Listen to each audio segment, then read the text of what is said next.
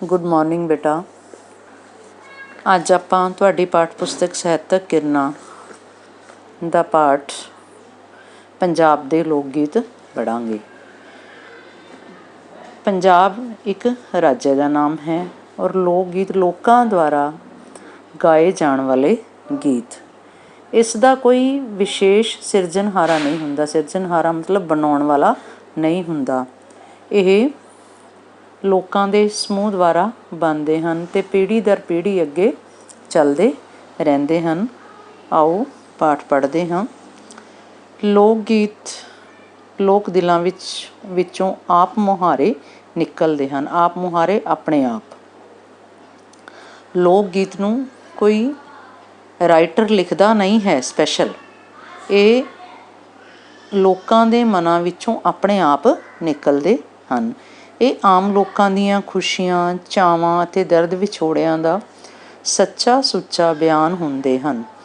ਇਹ ਆਮ ਸਧਾਰਨ ਲੋਕਾਂ ਦੀਆਂ ਖੁਸ਼ੀਆਂ, ਚਾਅ ਜੋ ਉਹਨਾਂ ਦੇ ਮਨ 'ਚ ਇੱਛਾਵਾਂ ਹੈ, ਦਰਦ ਹੈ, ਵਿਛੋੜਾ ਹੈ, ਵਿਛੜ ਜਾਣਾ, ਉਹਨਾਂ ਦਾ ਸੱਚਾ ਸੁੱਚਾ ਮਤਲਬ ਸਪਸ਼ਟ ਐਜ਼ ਇਟ ਇਜ਼ ਬਿਆਨ ਹੁੰਦੇ ਹਨ। ਮਤਲਬ ਉਹਨਾਂ ਨੂੰ ਪ੍ਰਗਟ ਕਰਦੇ ਹਨ। ਪੰਜਾਬ ਲੋਕ ਗੀਤਾਂ ਦੀ ਧਰਤੀ ਹੈ। ਪੰਜਾਬ ਜਿਹੜਾ ਹੈ ਇਹ ਲੋਕ ਗੀਤਾਂ ਦੀ ਧਰਤੀ ਮੰਨਿਆ ਜਾਂਦਾ ਹੈ ਕਿਉਂਕਿ ਪੰਜਾਬ ਦੇ 'ਤੇ ਬਹੁਤ ਸਾਰੇ ਲੋਕ ਗੀਤ ਪ੍ਰਸਿੱਧ ਹਨ। ਇੱਥੋਂ ਦਾ ਹਰ ਇੱਕ ਵਾਸੀ ਰਹਿਣ ਵਾਲਾ ਲੋਕ ਗੀਤਾਂ ਵਿੱਚ ਜਨਮ ਲੈਂਦਾ, ਬਚਪਨ ਗੁਜ਼ਾਰਦਾ, ਜਵਾਨ ਹੁੰਦਾ, ਵਿਆਹਿਆ ਜਾਂਦਾ, ਗ੍ਰਸਤੀ ਭੋਗਦਾ ਅਤੇ ਲੋਕ ਗੀਤਾਂ ਵਿੱਚ ਹੀ ਮਰ ਜਾਂਦਾ ਹੈ। ਜੀਵਨ ਦੇ ਹਰ ਪੱਖ ਨਾਲ ਸੰਬੰਧਿਤ ਪੰਜਾਬ ਵਿੱਚ ਲੋਕ ਗੀਤ ਹਨ। ਜਿਵੇਂ ਬੱਚੇ ਦੇ ਜਨਮ ਵੇਲੇ ਲੋਕ ਗੀਤ ਬੋਲੇ ਜਾਂਦੇ ਹੈ, ਜਿਵੇਂ ਉਹ ਬਚਪਨ ਗੁਜ਼ਾਰਦਾ ਹੈ ਉਹਨਾਂ ਨਾਲ ਸੰਬੰਧਿਤ ਲੋਕ ਗੀਤ ਵੀ ਹੈ। ਵਿਆਹ ਜਵਾਨੀ ਦੇ ਸਮੇਂ ਪਿਆਰ ਇਸ਼ਕ ਦੇ ਲੋਕ ਗੀਤ ਹੈ। ਵਿਆਹ ਦੇ ਸਮੇਂ, ਗ੍ਰਸਤ ਜੀਵਨ ਦੇ ਔਰ ਮਰਨ ਸਮੇਂ ਵੀ ਇੱਥੋਂ ਤੱਕ ਜਿਹੜੇ ਲੋਕ ਗੀਤ ਹੈ ਜਿਨ੍ਹਾਂ ਨੂੰ ਵੈਣ ਕਿਹਾ ਜਾਂਦਾ ਹੈ। ਜਦੋਂ ਕੋਈ ਮਰ ਜਾਂਦਾ ਹੈ ਉਦੋਂ ਵੈਣ ਪਾਏ ਜਾਂਦੇ ਹੈ। ਲੋਕ ਗੀਤ ਲੋਕ ਸੱਭਿਆਚਾਰ ਦਾ ਹੀ ਪ੍ਰਕਾਸ਼ ਹਨ। ਸੱਭਿਆਚਾਰ ਜਿਹੜੀ ਸਾਡੀ ਸੰਸਕ੍ਰਿਤੀ ਹੈ ਉਸੇ ਦਾ ਹੀ ਇੱਕ ਰੋਸ਼ਨ ਪੱਖ ਹਨ ਲੋਕ ਗੀਤ। ਕਿਸੇ ਸੱਭਿਆਚਾਰ ਦੀ ਜਿਤਨੀ ਬਹੁਰੰਗੀ ਝਾਕੀ ਲੋਕ ਗੀਤਾਂ ਵਿੱਚ ਵੇਖਣ ਨੂੰ ਮਿਲਦੀ ਹੈ ਉਹ ਸਾਹਿਤ ਦੇ ਕਿਸੇ ਵੀ ਹੋਰ ਸਾਹਿਤ ਰੂਪ ਵਿੱਚ ਆਪਣਾ ਪ੍ਰਗਟਾ ਨਹੀਂ ਲੱਭ ਸਕਦੀ। ਕਹਿਣ ਦਾ ਭਾਵ ਇਹ ਹੈ ਕਿ ਜੇ ਕਿਸੇ ਸੱਭਿਆਚਾਰ ਦੀ ਬਹੁਰੰਗੀ ਅਲੱਗ-ਅਲੱਗ ਪੱਖ ਵੇਖਣੇ ਹੋਣ, ਰੰਗ ਦੇਖਣੇ ਹੋਣ ਤਾਂ ਉਹ ਲੋਕ ਗੀਤਾਂ ਵਿੱਚ ਵੇਖੇ ਜਾ ਸਕਦੇ ਹੈ। ਹੋਰ ਜਿਹੜੇ ਸਾਹਿਤ ਦੇ ਰੂਪ ਹੈ, ਕਵਿਤਾ, ਕਹਾਣੀ, ਉਹਨਾਂ ਵਿੱਚ ਉਸ ਸੱਭਿਅਤਾ ਸੰਸਕ੍ਰਿਤੀ ਦੇ ਦਰਸ਼ਨ ਹੁੰਦੇ ਹਨ ਪਰ ਲੋਕ ਗੀਤਾਂ ਵਿੱਚ ਇਹ ਦਰਸ਼ਨ ਜ਼ਿਆਦਾ ਸਪਸ਼ਟ ਹੁੰਦੇ ਹਨ। ਇਹ ਰੂਪ ਜ਼ਿਆਦਾ ਸਪਸ਼ਟ ਹੁੰਦਾ ਹੈ। ਲੋਕ ਸੱਭਿਆਚਾਰ ਨਾਲ ਇਸ ਪ੍ਰਕਾਰ ਦੀ ਨੇੜਲੀ ਸਾਂਝ ਸਦਕਾ, ਨੇੜੇ ਦੀ ਸਾਂਝ ਜਿਹੜਾ ਸਾਂਝਾ ਕਰਨਾ ਮਤਲਬ ਸ਼ੇਅਰ ਕਰਨਾ, ਸਦਕਾ ਕਰਕੇ ਜਿਹੜੇ ਲੋਕ ਗੀਤ ਹਨ ਉਹ ਲੋਕ ਸੱਭਿਆਚਾਰ ਦੇ ਨਾਲ ਬਹੁਤ ਨਜ਼ਦੀਕੀ ਰਿਸ਼ਤਾ ਰੱਖਦੇ ਹਨ। ਇਸ ਕਰਕੇ ਲੋਕ ਗੀਤਾਂ ਵਿੱਚੋਂ ਸੱਭਿਆਚਾਰਕ ਕਦਰਾਂ ਕੀਮਤਾਂ, ਮੋਰਲ ਵੈਲਿਊਜ਼ ਅਤੇ ਰਸਮਾਂ, ਸਾਡੇ ਰੀਤੀ ਰਿਵਾਜ ਰਲਗੜ ਮਿਲੇ ਜੁਲੇ ਹਨ। ਇਹਨਾਂ ਵਿੱਚੋਂ ਸਾਡੇ ਰੀਤੀ ਰਿਵਾਜ, ਕਦਰਾਂ ਕੀਮਤਾਂ ਮਿਕਸ ਹੋਈਆਂ ਹਨ ਇਹਨਾਂ ਲੋਕ ਗੀਤਾਂ ਵਿੱਚ।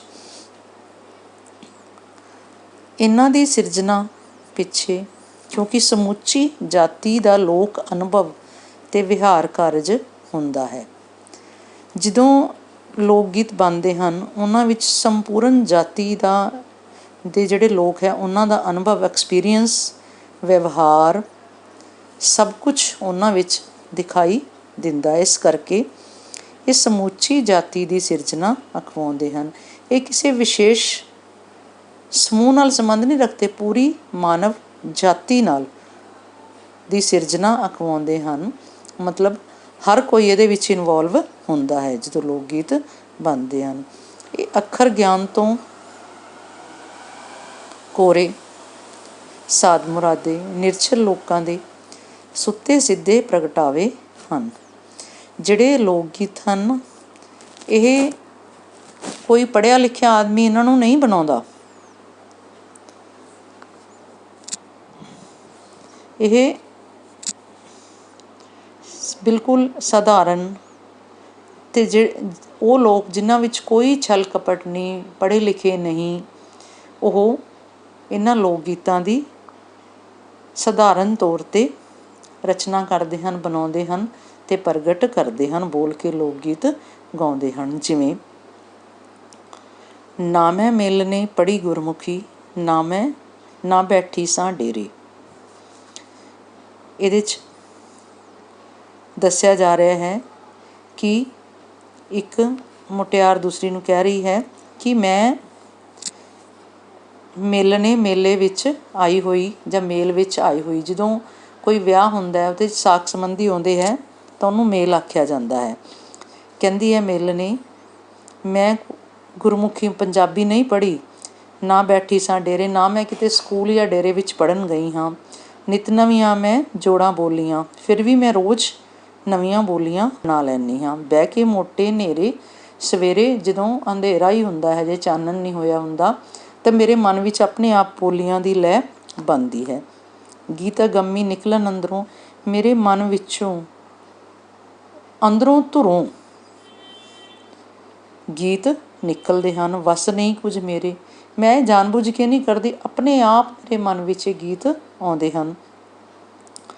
ਮਿਲਣੇ ਨੱਚ ਲੈ ਨੀ ਦੇ ਕੇ ਸ਼ੌਂਕ ਦੇ ਗੇੜੇ, ਆ ਜਾ ਮਿਲਣੇ ਨੱਚ ਲੈ ਅਤੇ ਆਪਣੇ ਸ਼ੌਂਕ ਦਾ ਗੇੜਾ ਦੇ ਲੈ। ਲੋਕ ਗੀਤ ਮਨੁੱਖੀ ਸਿਰਜਣ, ਯੋਗਤਾ ਅਤੇ ਕਲਾਕਾਰੀ ਦਾ ਸਭ ਤੋਂ ਪਹਿਲਾ ਪ੍ਰਗਟਾਅ ਹਨ। ਪੰਜਾਬ ਦੇ ਵੱਖ-ਵੱਖ ਖੇਤਰ ਜਿਹਨੂੰ ਕਹਿੰਦੇ ਹਿੰਦੀ 'ਚ, ਮਾਝੇ, ਮਾਲਵੇ, ਦੁਆਬੇ, ਪੁਆਧ, ਪੋਠੋਹਾਰ ਅਤੇ ਪਹਾੜੀ ਇਲਾਕਿਆਂ ਵਿੱਚ ਬਹੁ ਗਿਣਤੀ ਵਿੱਚ ਲੋਕ ਗੀਤ ਮਿਲਦੇ ਹਨ। ਪੰਜਾਬ ਦੇ ਇਹ ਖੇਤਰ ਹਨ ਮਾਝਾ, ਮਾਲਵਾ, ਦੁਆਬਾ, ਪੋਠੋਹਾਰ। ਇਹਨਾਂ ਵਿੱਚੋਂ ਬਹੁ ਗਿਣਤੀ ਜ਼ਿਆਦਾ ਗਿਣਤੀ ਵਿੱਚੋਂ ਲੋਕ ਗੀਤ ਮਿਲਦੇ ਹਨ। ਇਹਨਾਂ ਖਿੱਤਿਆਂ ਵਿੱਚ ਵੱਖੋ ਵੱਖ ਸਥਾਨਕ ਅਤੇ ਰੰਗਲੀ ਤਸਵੀਰ ਦੇ ਬਾਵਜੂਦ ਵੀ ਇਹਨਾਂ ਲੋਕ ਗੀਤਾਂ ਵਿੱਚ ਇੱਕੋ ਸੁਭਾਅ ਅਤੇ ਤਾਸੀਰ ਮਿਲਦੀ ਹੈ। ਚਾਹੇ ਹਰ ਖੇਤਰ ਦਾ ਆਪਣਾ ਰਹਿਣ ਸਹਿਣ ਦਾ ਢੰਗ ਹੈ, ਫਿਰ ਵੀ ਲੋਕ ਗੀਤ ਲਗਭਗ ਇੱਕੋ ਤਰ੍ਹਾਂ ਦੇ ਹੀ ਹਨ। ਤਾਸੀਰ, ਰੂਪ, ਸੁਭਾਅ, ਨੇਚਰ, ਇੱਕੋ ਤਰ੍ਹਾਂ ਦੇ ਲੋਕ ਗੀਤ ਮਿਲਦੇ ਹਨ। ਭਾਵ ਸਮੁੱਚੇ ਰੂਪ ਵਿੱਚ ਇਹਨਾਂ ਪੰਜਾਬ ਦੇ ਲੋਕ ਗੀਤਾਂ ਵਿੱਚ ਪੰਜਾਬੀ ਸੱਭਿਆਚਾਰ ਦੀ ਹੀ ਤਸਵੀਰ ਮਿਲਦੀ ਹੈ। ਜੇ ਆਪਾਂ ਦੇਖੀਏ ਤਾਂ ਸੰਪੂਰਨ ਰੂਪ ਵਿੱਚ ਇਹਨਾਂ ਵਿੱਚੋਂ ਪੰਜਾਬੀ ਲੋਕ ਗੀਤਾਂ ਵਿੱਚੋਂ ਪੰਜਾਬੀ ਸੱਭਿਆਚਾਰ ਦੀ ਤਸਵੀਰ ਮਿਲਦੀ ਹੈ, ਇੱਕ ਪਿਕਚਰ ਮਿਲਦੀ ਹੈ। ਗੀਤ ਦਾ ਨਿਤਾਰਾ ਤਾਂ ਗਾਉਣ ਨਾਲ ਹੀ ਹੁੰਦਾ ਹੈ। ਮਤਲਬ ਜਿਹੜਾ ਗੀਤ ਹੈ ਉਹ ਗਾਉਣ 'ਤੇ ਡਿਸਾਈਡ ਹੁੰਦਾ ਹੈ। ਜਿਹੜਾ ਗੀਤ ਗਾਉਣ ਲੱਗਿਆਂ ਸਵਾਦ ਨਾ ਦੇਵੇ, ਉਹ ਕਿਤਾਬ ਦੇ ਪੰਨਿਆਂ 'ਤੇ ਭਾਵੇਂ ਜਿਉਂਦਾ ਰਹੇ, ਪਰ ਲੋਕਾਂ ਦੇ ਬੁੱਲ੍ਹਾਂ ਉੱਤੇ ਜਿਉਂਦਾ ਨਹੀਂ ਰਹਿ ਸਕਦਾ। ਜੇ ਗਾਉਣ ਲੱਗਿਆਂ ਗੀਤ ਦਾ ਮਜ਼ਾ ਨਾ ਆਵੇ ਅਤੇ ਭਾਵੇਂ ਉਹ ਕਿਤਾਬ ਦੇ ਪੇਜਾਂ ਉੱਤੇ ਪਿਆ ਰਹੇ, ਪਰ ਲੋਕਾਂ ਦੇ ਬੁੱਲ੍ਹਾਂ ਉੱਤੇ ਮਤਲਬ ਲੋਕ ਉਸਦਾ ਆਨੰਦ ਨਹੀਂ ਮਾਣਦੇ। ਉਹ ਲੋਕਾਂ ਦੇ ਬੁੱਲ੍ਹਾਂ 'ਤੇ ਜਿਉਂਦਾ ਨਹੀਂ ਰਹਿ ਸਕਦਾ, ਭਾਵ ਲੋਕ ਉਹਦਾ ਸਵਾਦ ਨਹੀਂ ਲੈ ਸਕਦੇ। ਲੋਕ ਗੀਤਾਂ ਨੂੰ ਲਿਖਿਤ ਰੂਪ ਤਾਂ ਕੁਝ ਸਮਾਂ ਪਹਿਲਾਂ ਹੀ ਮਿਲਿਆ। ਜਿਹੜੇ ਲੋਕ ਗੀਤ ਸੀ ਉਸਨੂੰ ਲਿਖਣ ਤਾਂ ਕੁਝ ਸਮਾਂ ਪਹਿਲਾਂ ਹੀ ਲੱਗੇ ਹਨ ਲੋਕ। ਪਹਿਲਾਂ ਇਹ ਗੀਤ ਲੋਕਾਂ ਦੇ ਬੁੱਲ੍ਹਾਂ 'ਤੇ ਜਿਉਂਦੇ ਰਹੇ। ਪਹਿਲਾਂ ਤਾਂ ਇਹ ਗੀਤ ਸਿਰਫ ਗਾਏ ਹੀ ਜਾਂਦੇ ਸਨ ਅਤੇ ਇਹ ਪੀੜ੍ਹੀ ਦਰ ਪੀੜ੍ਹੀ ਅੱਗੇ ਚੱਲਦੇ ਰਹਿੰਦੇ ਸਨ। ਭਾਵ ਜਿਵੇਂ ਆਪਣੇ ਬਜ਼ੁਰਗਾਂ ਤੋਂ ਸੁਣੇ, ਫਿਰ ਬੱਚਿਆਂ ਨੇ ਸਿੱਖ ਲਏ, ਉਹਨਾਂ ਨੇ ਅੱਗੇ ਆਪਣੇ ਬੱਚਿਆਂ ਨੂੰ ਸਿਖਾ ਦਿੱਤੇ। ਲੈਅ ਅਤੇ ਰਸ ਗੀਤ ਦੀ ਮੁੱਢਲੀ ਸ਼ਰਤ ਹਨ। ਲੈ, ਉਹਦੇ 'ਚ ਰਿਦਮ ਹੋਣੀ ਚਾਹੀਦੀ ਹੈ, ਰਸ ਹੋਣਾ ਚਾਹੀਦਾ ਹੈ। ਇਹ ਦੋਨੇ ਚੀਜ਼ਾਂ ਹੀ ਗੀਤ ਦੀ ਮੁੱਢਲੀ ਮਤਲਬ ਸ਼ੁਰੂਆਤੀ ਸ਼ਰਤ ਹੈ। ਇਸੇ ਲਈ ਇਹ ਲੈਅ ਅਤੇ ਰਸ ਵਿੱਚ ਹੋਰਨਾਂ ਕਾਵਿ ਰੂਪਾਂ ਨੂੰ ਪਿੱਛੇ ਛੱਡ ਜਾਂਦੇ ਹਨ। ਇਸ ਕਰਕੇ ਇਹ ਹੋਰ ਕਾਵਿ ਰੂਪ ਜਿਹੜੇ ਹੈ ਉਹਨਾਂ ਨੂੰ ਪਿੱਛੇ ਛੱਡ ਜਾਂਦੇ ਹੈ, ਕਿਉਂਕਿ ਇਹਨਾਂ ਨੂੰ ਗਾਇਆ ਜਾ ਸਕਦਾ ਹੈ, ਗਾ ਕੇ ਆਨੰਦ ਮਾਣਿਆ ਜਾ ਸਕਦਾ ਹੈ। ਪੰਜਾਬੀ ਲੋਕ ਗੀਤਾਂ ਦਾ ਘੇਰਾ ਬਹੁਤ ਵਿਸ਼ਾਲ ਹੈ। ਜਿਹੜੇ ਪੰਜਾਬੀ ਲੋਕ ਗੀਤ ਹੈ ਇਹ ਬਹੁਤ ਫੈਲੇ ਹੋਏ ਹਨ। ਵਿਸ਼ੇ ਪੱਖੋਂ ਜਿੱਥੇ ਵੰਨ ਸੁਵੰਨਤਾ ਹੈ, ਜੇ ਇਹਦਾ ਸਬਜੈਕਟ ਮੈਟਰ ਦੇਖੀਏ ਤਾਂ ਇਹ ਬਹੁਤ ਤਰ੍ਹਾਂ ਦੇ ਹਨ ਜਿਹੜੇ ਲੋਕ ਗੀਤ ਹਨ। ਜਿਵੇਂ ਸੂਰਮ ਗਤੀ ਦੇ ਗੀਤ ਮਤਲਬ ਬਹਾਦਰੀ ਦੇ ਗੀਤ, ਪ੍ਰੀਤ ਕਥਾਵਾਂ, ਪਿਆਰ ਦੀਆਂ ਕਹਾਣੀਆਂ, ਪੂਜਾ ਪਾਠ, ਦਿਨ ਤਿਉਹਾਰਾਂ ਨਾਲ ਸੰਬੰਧਿਤ, ਰੁੱਤਾਂ ਨਾਲ ਸੰਬੰਧਿਤ ਪਿਆਰ ਗੀਤ, ਵਿਛੋੜਾ ਜਦੋਂ ਕੋਈ ਵਿਛੜ ਜਾਂਦਾ ਹੈ, ਜਨਮ, ਵਿਆਹ, ਮਰਨ, ਪੇਕਾ ਘਰ, ਮਾਇਕਾ ਘਰ, ਸਹੁਰਾ ਘਰ, ਸਹੁਰਿਆਂ ਦਾ ਘਰ, ਹਾਰ ਸ਼ਿੰਗਾਰ ਆਦਿ। ਉੱਥੇ ਲੋਕ ਗੀਤਾਂ ਦੇ ਵੱਖ ਵੱਖ ਰੂਪ ਵੀ ਹਨ। ਇਹ ਅਲੱਗ-ਅਲੱਗ ਕਿਸਮਾਂ ਦੇ ਵੀ ਹਨ। ਜਿਵੇਂ ਲੋਰੀਆਂ ਹਨ, ਛੋਟੇ ਬੱਚੇ ਨੂੰ ਸੌਣ ਵੇਲੇ ਜਿਹੜਾ ਗੀਤ ਗਾਇਆ ਜਾਂਦਾ ਉਹਨੂੰ ਲੋਰੀ ਕਹਿੰਦੇ ਹੈ। ਸੁਹਾਗ ਕੁੜੀ ਦੇ ਵਿਆਹ ਵੇਲੇ ਗਾਏ ਜਾਣ ਵਾਲੇ ਗੀਤ ਨੂੰ ਸੁਹਾਗ ਕਹਿੰਦੇ ਹੈ। ਘੋੜੀਆਂ ਜਿਹੜੇ ਮੁੰਡੇ ਦੇ ਵਿਆਹ ਵੇਲੇ ਗਾਏ ਜਾਂਦੇ ਹਨ ਗੀਤ, ਉਹਨਾਂ ਨੂੰ ਕਹਿੰਦੇ ਆ ਘੋੜੀਆਂ। ਸਿੱਠਣੀਆਂ, ਕਿਸੇ ਨੂੰ ਕਮੈਂਟ ਕਰਨਾ। ਟੱਪਾ, ਬੋਲੀ ਜਿਹੜੀ ਗਿੱਧੇ ਵਿੱਚ ਪਾਈ ਜਾਂਦੀ ਹੈ। ਮਾਹੀਆ, ਢੋਲਾ, ਅਲਾਹੁਣੀ, ਵੈਨ ਕਿਸੇ ਦੇ ਮਰਨ ਵੇਲੇ ਜਿਹੜੇ ਸ਼ਬਦ ਬੋਲੇ ਜਾਂਦੇ ਉਹਨਾਂ ਨੂੰ ਵੈਨ ਕਹਿੰਦੇ ਹੈ। ਛੰਦ, ਪਰਾਗਾ, ਥਾਲ, ਕਿੱਕਲੀ ਆਦਿ। ਪੰਜਾਬੀ ਸੱਭਿਆਚਾਰ ਵਿੱਚ ਲੋਕ ਗੀਤ ਬੱਚੇ ਦੇ ਜਨਮ ਨਾਲ ਹੀ ਸ਼ੁਰੂ ਹੋ ਜਾਂਦੇ ਹਨ। ਜਦੋਂ ਬੱਚੇ ਦਾ ਜਨਮ ਹੁੰਦਾ ਉਦੋਂ ਵੀ ਗੀਤ ਬੋਲੇ ਜਾਂਦੇ ਹਨ। ਮਾਂ ਘਰ ਦੇ ਕੰਮਾਂ ਕਾਰਾਂ ਵਿੱਚ ਰੁੱਝੀ ਬਿਜ਼ੀ, ਜਦੋਂ ਮਾਂ ਘਰ ਦੇ ਕੰਮਾਂ ਕਾਰਾਂ ਵਿੱਚ ਬਿਜ਼ੀ ਹੁੰਦੀ ਹੈ ਤਾਂ ਬੱਚੇ ਨੂੰ ਸੌਣ ਦਾ ਯਤਨ ਕਰਦੀ ਹੈ, ਬੱਚੇ ਨੂੰ ਸੁਲਾਉਣਾ ਚਾਹੁੰਦੀ ਹੈ ਤਾਂ ਕਿ ਬੱਚੇ ਨੂੰ ਨੀਂਦ ਆ ਜਾਵੇ। ਇਸ ਤਰ੍ਹਾਂ ਵੀ ਉਹ ਗੀਤ ਬੋਲਦੀ ਹੈ। ਜੰਗਲ ਸੁੱਤੇ, ਪਰਬਤ ਸੁੱਤੇ ਸਭ ਦਰਿਆ, ਅਜੇ ਜਾਗਦਾ ਸਾਡਾ ਕਾਕਾ, ਨੀਂਦੇ ਛੇਤੀ ਆ, ਊਂ ਊਂ ਊਂ।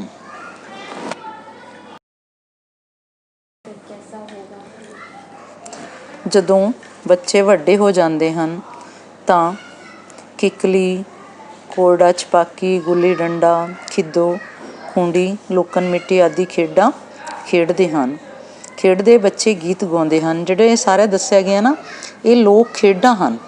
ਕਿੱਕਲੀ, ਕੋਰੜਾ ਛਪਾਕੀ, ਗੁੱਲੀ ਡੰਡਾ ਆਦਿ। ਤਾਂ ਇਹ ਲੋਕ ਖੇਡਾਂ ਖੇਡਦੇ ਹੋਏ ਉਹ ਗੀਤ ਬੋਲਦੇ ਹਨ। ਕਿੱਕਲੀ, ਕਲੀਰ ਦੀ, ਪੱਗ ਮੇਰੇ ਵੀਰ ਦੀ, ਦੁਪੱਟਾ ਮੇਰੇ ਭਾਈ ਦਾ, ਫਿੱਟੇ ਮੂੰਹ ਜਵਾਈ ਦਾ। ਮੁਟਿਆਰ ਹੋ ਰਹੀਆਂ ਕੁੜੀਆਂ, ਜਦੋਂ ਕੁੜੀਆਂ ਜਵਾਨ ਹੋ ਰਹੀਆਂ ਹੁੰਦੀਆਂ ਹਨ ਅਤੇ ਰੁੱਤਾਂ ਤਿਉਹਾਰਾਂ ਨਾਲ ਸੰਬੰਧਿਤ ਗੀਤ ਸ਼ੁਰੂ ਹੋ ਜਾਂਦੇ ਹਨ। ਉਹ ਤ੍ਰਿੰਝਣ ਵਿੱਚ ਪੀਂਘਾਂ ਝੂਟਦੀਆਂ, ਮੌਸਮੀ ਤਿਉਹਾਰ ਮਨਾਉਂਦੀਆਂ, ਗੀਤ ਗਾਉਂਦੀਆਂ ਹਨ। ਉਹ ਤ੍ਰਿੰਝਣ ਹੁੰਦਾ ਜਿੱਥੇ ਬੈਠ ਕੇ ਕੁੜੀਆਂ ਚਰਖਾ ਕੱਤਦੀਆਂ ਹਨ, ਸਾਰੀਆਂ ਮਿਲ ਜੁਲ ਕੇ ਕੁੜੀਆਂ ਬੁੜੀਆਂ ਚਰਖਾ ਕੱਤਦੀਆਂ ਹਨ, ਉਹਨੂੰ ਕਹਿੰਦੇ ਹਨ ਤ੍ਰਿੰਝਣ। ਉੱਥੇ ਚਰਖਾ ਕੱਤਦੀਆਂ ਹਨ, ਪੀਂਘਾਂ ਝੂਟਦੀਆਂ ਹਨ ਅਤੇ ਤਿਉਹਾਰ ਮਨਾਉਂਦੀਆਂ ਹੋਈਆਂ ਗੀਤ ਵੀ ਗਾਉਂਦੀਆਂ ਹਨ। ਰਲ ਆਓ ਸਖੀਓ ਨੀ, ਸਭੇ ਧੀਆਂ ਖੇਡਣ ਜਾਈਏ, ਹੁਣ ਆ ਗਿਆ ਸਾਵਨ ਨੀ, ਪੀਂਘਾਂ ਪਿਪਲੀ ਜਾ ਕੇ ਪਾਈਏ। ਇਹਦੇ ਵਿੱਚ ਕੁੜੀਆਂ ਕਹਿੰਦੀਆਂ ਆਓ ਸਖੀਓ, ਸਹੇਲੀਓ, ਆਪਾਂ ਮਿਲ ਜੁਲ ਕੇ ਤੀਆਂ ਮਨਾਈਏ, ਖੇਡੀਏ। ਹੁਣ ਸਾਵਨ ਦਾ ਮਹੀਨਾ ਆ ਗਿਆ ਹੈ, ਜਾ ਕੇ ਪਿੱਪਲ ਦੇ ਰੁੱਖ 'ਤੇ ਪੀਂਘਾਂ ਪਾਈਏ ਔਰ ਝੂਟੀਏ। ਅਗਲਾ ਗੀਤ ਹੈ ਹੁੱਲੇ ਨੀ ਮਾਏ ਹੁੱਲੇ, ਦੋ ਬੇਰੀ ਪੱਤਰ ਝੁੱਲੇ, ਦੋ ਝੁੱਲ ਪਈਆਂ ਖਜੂਰਾਂ, ਇਸ ਮੁੰਡੇ ਦਾ ਕਰੋ ਮੰਗੇਵਾਂ, ਮੁੰਡੇ ਦੀ ਵਹੁਟੀ ਨਿਕੜੀ, ਘਿਓ ਖਾਂਦੀ ਚੂਰੀ ਕੁੱਟਦੀ, ਕੁੱਟ ਕੁੱਟ ਚੂਰੀ ਭਰਿਆ ਥਾਲ, ਵਹੁਟੀ ਸਜੇ ਨਨਾਣਾ ਨਾਲ।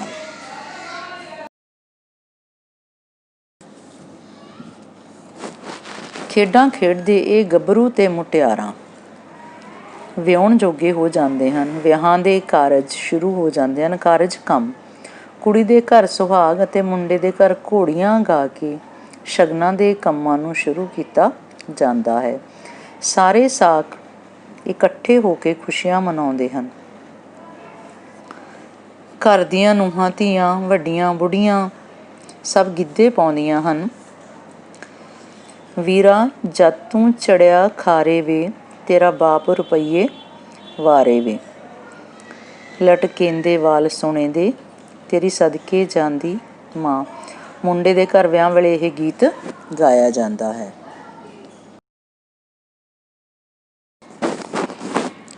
ਬਾਬਲ ਮੇਰਾ ਇੱਕ ਕਹਿਣਾ ਕੀਜੀਏ, ਮੈਨੂੰ ਰਾਮ ਰਤਨ ਵਰ ਦੀਜੀਏ।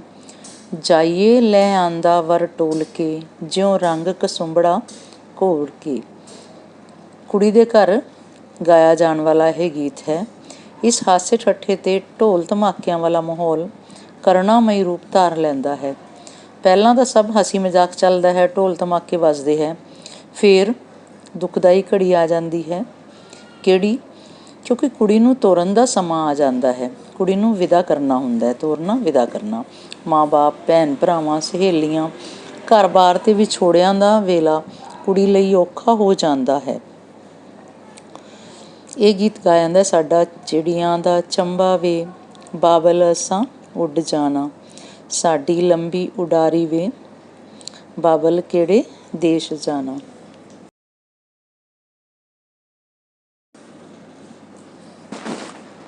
ਤੇਰੇ ਮਹਿਲਾਂ ਦੇ ਵਿੱਚ ਵੇ, ਬਾਬਲ ਡੋਲਾ ਨਹੀਂ ਲੰਘਦਾ।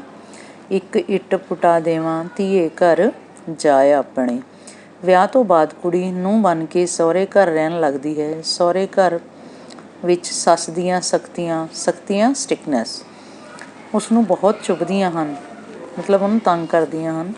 ਉਸਦਾ ਹੋਰਨਾਂ ਰਿਸ਼ਤਿਆਂ ਜਿਵੇਂ ਨਨਾਣ, ਦਿਓਰ, ਜੇਠ ਜਠਾਣੀ ਆਦਿ ਨਾਲ ਵੀ ਵਾਹ ਪੈਂਦਾ ਹੈ, ਮਤਲਬ ਉਹਦਾ ਲਿੰਕ ਉਹਨਾਂ ਨਾਲ ਵੀ ਹੁੰਦਾ ਹੈ।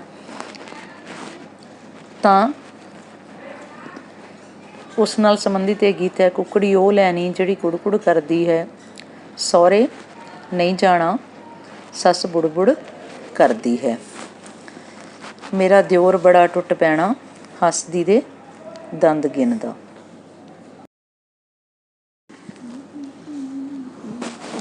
ਸਹੁਰੇ ਘਰ ਵਿੱਚ ਸਾਰੇ ਰਿਸ਼ਤਿਆਂ ਦਾ ਖੱਟਾ ਮਿੱਠਾ ਆਨੰਦ ਮਾਣਦੇ ਹੋਏ ਨੂੰਹ ਦੀ ਜ਼ਿੰਦਗੀ ਵੀ ਆਪਣੀ ਤੋਰੇ ਤੁਰਦੀ ਰਹਿੰਦੀ ਹੈ। ਤੋਰੇ ਤੁਰਨਾ, ਚਾਲ ਚੱਲਣਾ। ਕਦੀ ਨੌਕਰੀ ਖਾਤਰ ਪ੍ਰਦੇਸ ਗਏ ਪਤੀ ਦਾ ਵਿਛੋੜਾ ਝੱਲਦੀ ਹੈ। ਅਤੇ ਉਸ ਨਾਲ ਸੰਬੰਧਿਤ ਇਹ ਗੀਤ ਹੈ। ਜਦੋਂ ਮਾਹੀਆ ਚੱਲਿਆ ਮੈਂ ਖੜੀ ਸਾਂ ਖੂਹ 'ਤੇ, ਮੋਟੇ ਮੋਟੇ ਹੰਝੂ ਡਿੱਗੇ ਗੋਰੇ ਗੋਰੇ ਮੂੰਹ 'ਤੇ।